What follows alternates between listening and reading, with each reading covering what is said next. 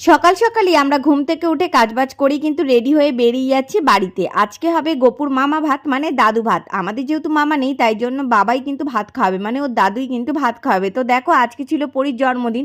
পরীর জন্মদিন আর গোপুর দাদু ভাত একসাথেই খাওয়ানো হবে। পরীকে এখানে দুপুরবেলা খাওয়া দাওয়া দেওয়া হয়ে গেছে। এখন গোপুর আয়োজন করা হয়ে গেছে আর গোপুকে আমরা রেডি করছি। কেমন লাগছে আমাদের গোপুকে পাঞ্জাবি পরে অবশ্যই কিন্তু কমেন্ট করে জানাবে।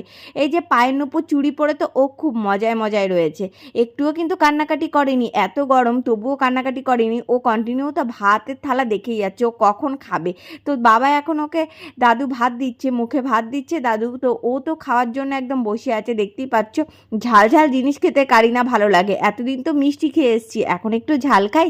তো ঝাল খেয়ে তো ওর একদমই কান্নাকাটি নেই, দেখতেই পাচ্ছ ও কিন্তু খুব মজা করে খাচ্ছে। আর মা এখানে ভাতের থালা দেওয়ার সঙ্গে সঙ্গে একদম দেখো ভাতের থালাটা থাবা মেরে নিয়ে নিয়েছে। তো বড় ভিডিও দেখার জন্য আমার চ্যানেলে